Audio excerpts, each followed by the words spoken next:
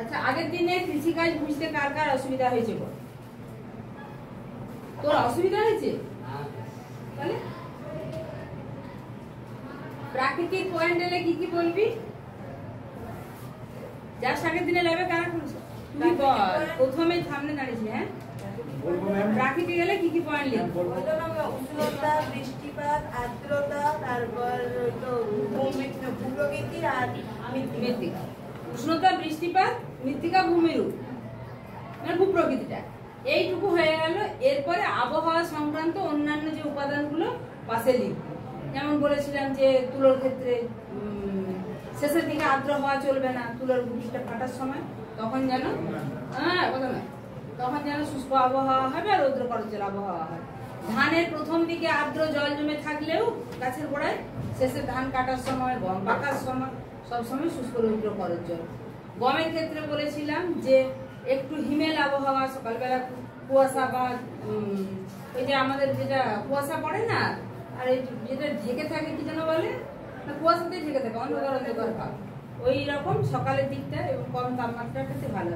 ওরকম একটা পয়েন্ট যোগ করবি। ও তোদের তো বই দিলাম। আচ্ছা, যাই হোক, অর্থনৈতিকের পয়েন্ট নিশ্চয় সবার হয়ে গেছে।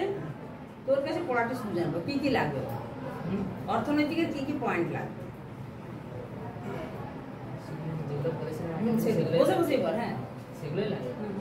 সেগুলো বল কি কি। অর্থনীতি, হ্যাঁ, শ্রমিক মূলধন, শ্রমিক মূলধন, পরিবহন ব্যবস্থা, যন্ত্রপাতি, বলে বীজ। তাহলে শ্রমিক মূলধন, যন্ত্রপাতি ও সব লাগলো, লাস্টে বীজ এসছে। তারপরে আমি 10টা বলেছিলাম, এর 5টা ওর 10টা। বল, উচ্চ ফলনশীল বীজ,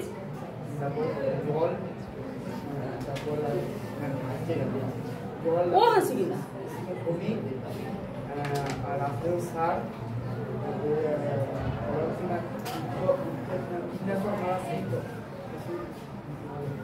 আরে প্রথমে তো বীজ, সার, কীটনাশক, তারপরে এবার জলসেচ, যন্ত্রপাতি, এই যে সমস্তগুলো, তার জন্য লাগবে মূলধন, পরিবহন, চাহিদা, বাণিজ্য নয়, সরকারি ঋণ বা কৃষি ঋণ।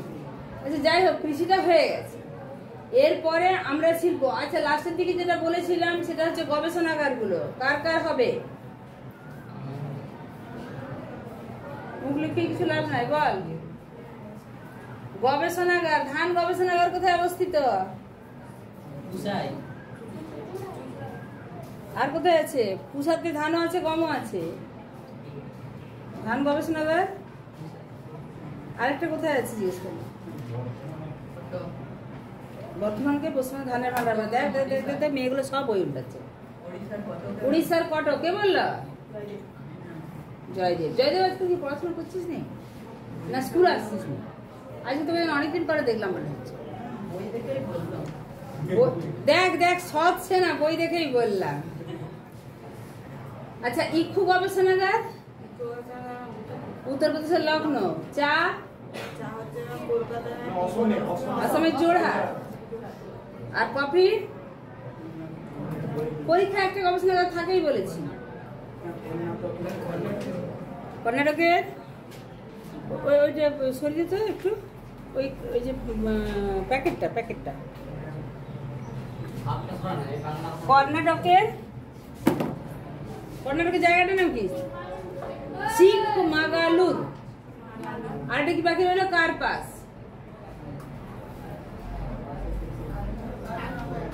নাগপুর, মহারাষ্ট্রের নাগপুর।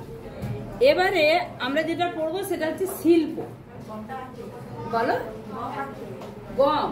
গম তো বললাম, গম আর ধান দুটোই পুষাতেও আছে, পুষাটা মনে রাখলে হবে। তবে উড়িষ্যার কটকের ধান গবেষণাগার। আচ্ছা, আমরা শিল্প বলতে কি বুঝি? এই যে কৃষি, একদম আদিম মানুষ কি ছিল?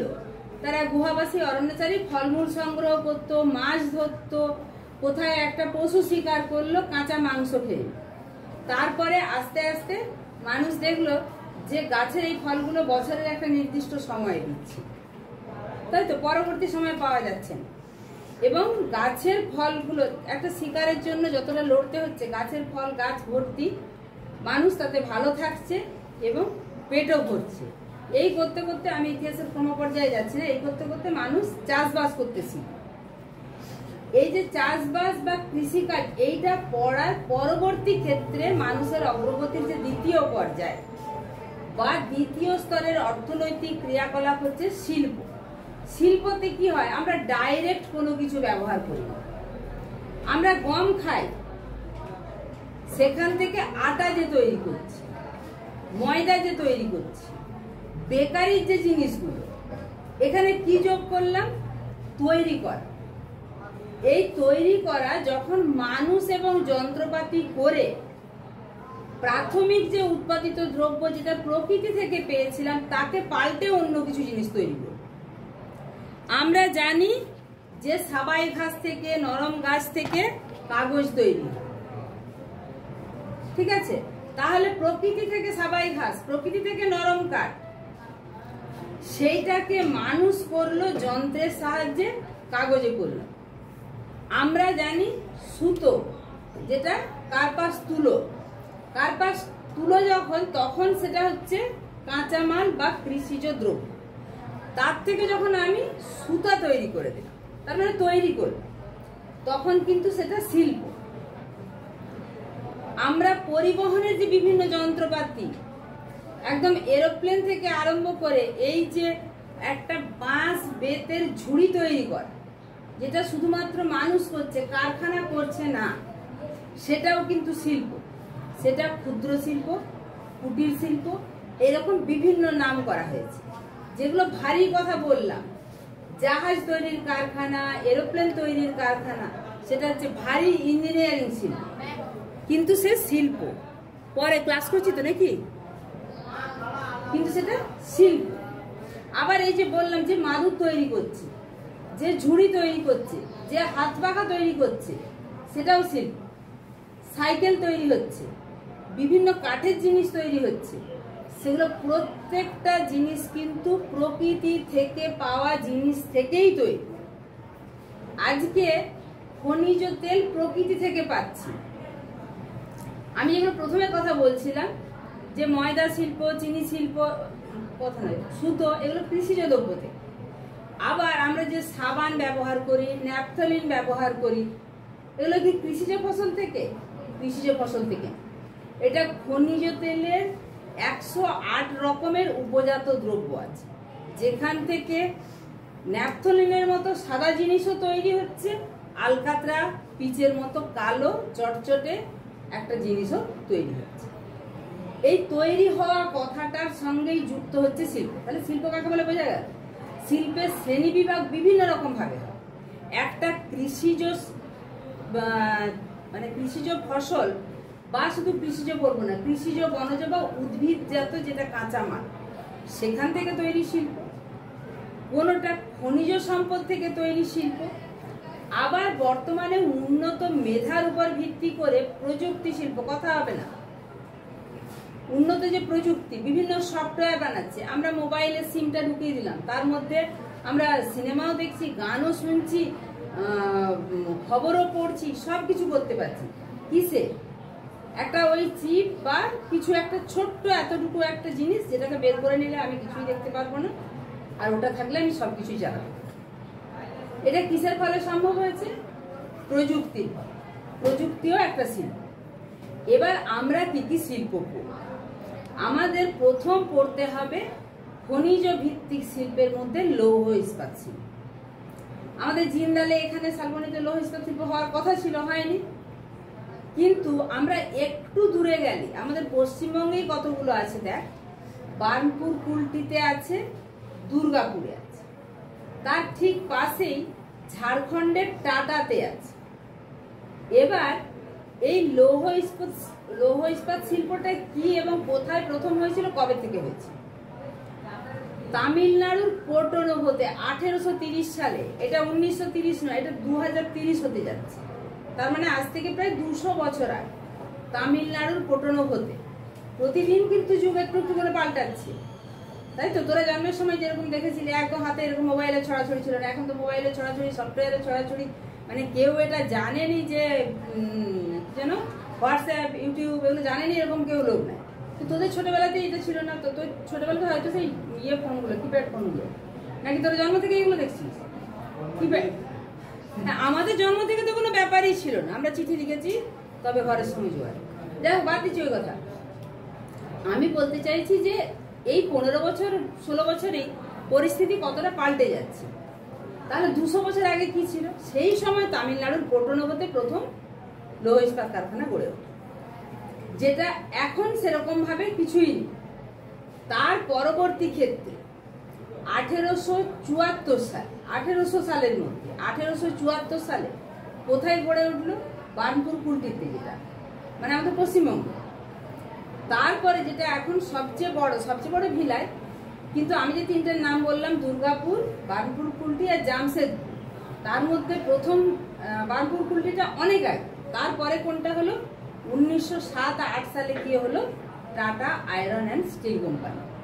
টাটার টি, আয়রনের আই অ্যান্ড স্টিলের এস, কোম্পানির সিও, এটার নাম হচ্ছে টিস্কো, সুবর্ণরেখার তীরে অবস্থিত। এখানে কি হয় না, এখানে কাঁচা মাল, যেটা মাটি থেকে লোহা, আমরা যে কৃষিজ ফসলগুলো উৎপাদন নিয়ে এতগুলো পড়লাম, আমরা খনিজ দ্রব্যগুলো পড়েছি ক্লাস 9-এ, মনে আছে?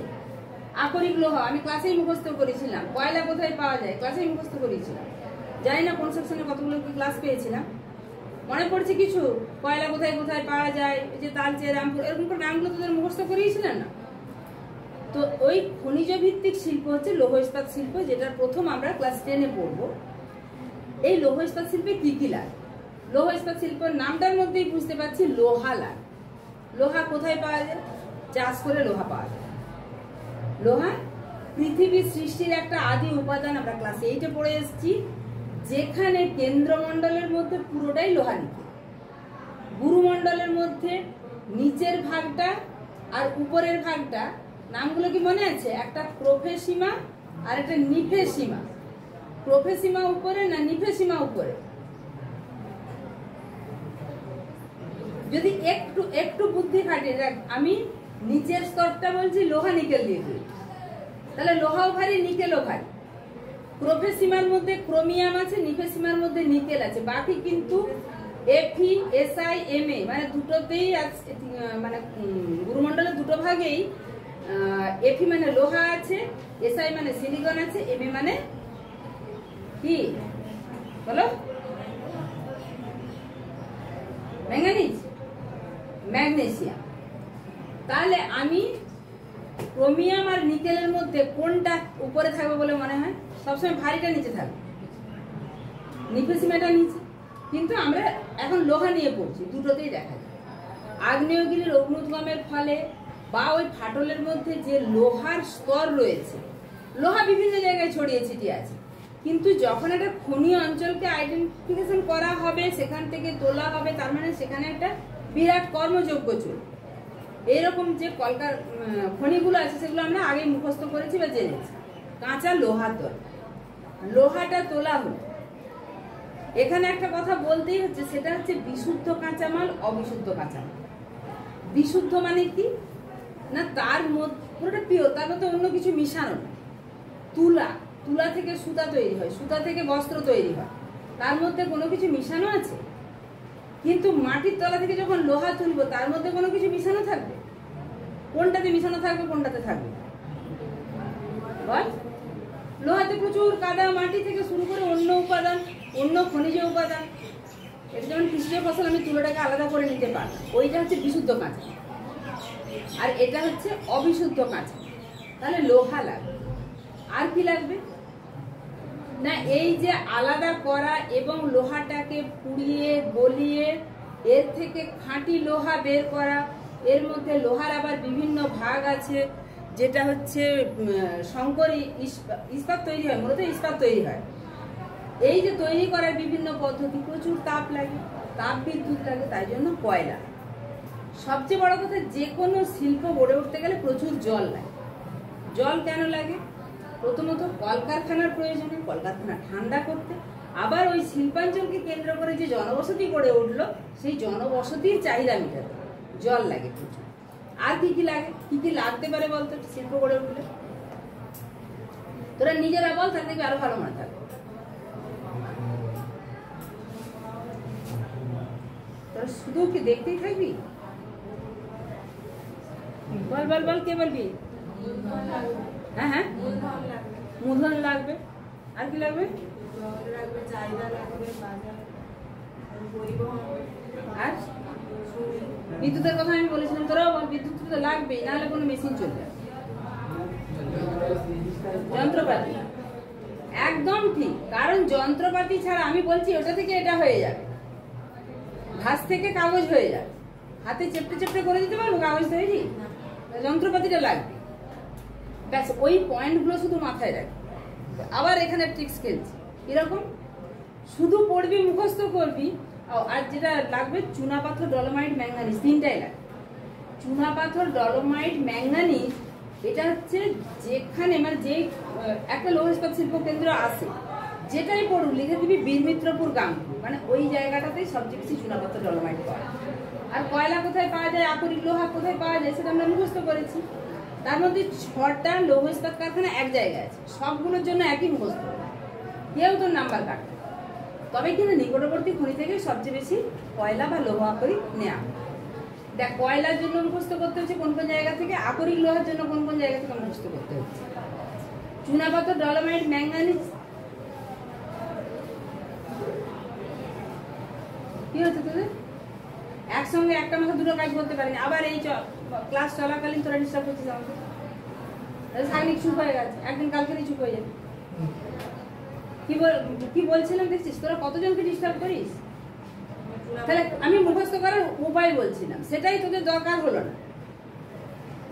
পরের বছর ঠিক এরকম সময় এই দরজাটির সামনে দাঁড়িয়ে থাকবো, ম্যাডাম আমি ভূগোল পাবো নি। এখন হাসি পাচ্ছে, পরে ঠিক মিলিয়ে দিবি কথাটা। চুনাপাথর, ডলোমাইট, ম্যাঙ্গানিজের ক্ষেত্রে আমি কিন্তু একসঙ্গে বলে দিয়েছি, যদি কিছু মনে না পড়ে বীরমিত্রপুর গাংপুর করে দিই। বাকিগুলো দেখ তোরা সব জানিস। লিখবি কি বিদ্যুৎ, কলকারখানা চালাতে, এবং কলকারখানার যে শ্রমিক, যে ইঞ্জিনিয়ার, যে জনবসতি গড়ে উঠেছে, ওই জনবসতিকে কেন্দ্র করে যে শিল্প, ছোটখাটো শিল্প গড়ে উঠেছে, দেখো বলে অনুসারী শিল্প, টোটাল ব্যাপারটার জন্য প্রচুর জল লাগবে। এই যে বললাম বিশুদ্ধ কাঁচামাল, অবিশুদ্ধ কাঁচামাল, তার মানে লৌহ ইস্পাত এমন একটা শিল্প যেখানে কাঁচা মালটাকে আমি যদি বাইরে কোথাও নিয়ে যাই, দেখ আমি যদি তুলা থেকে সুতা তৈরি করার জন্য বা সুতা থেকে বস্ত্র তৈরি করার জন্য তুলাটাকে ট্রাক বোঝাই করে, আমি একটা সিম্পল উদাহরণ দিচ্ছি, 1 ট্রাক মাল দিয়ে গেলাম কাঁচা তুলা, ততটাই সুতা তৈরি হবে, ততটাই বস্ত্র তৈরি হবে। আমি 1 ট্রাক, এবার আমি ওটা ট্রাকে করে নাই, রেলের ওয়াগনে যাবে, আমি গিয়ে রেলের এতগুলো ম্যাক্সিমাম 7টা বোঝাই যায়, মালগাড়িগুলো যখন যায় দেখবেন ওরা 7টা মতো বগি থাকে।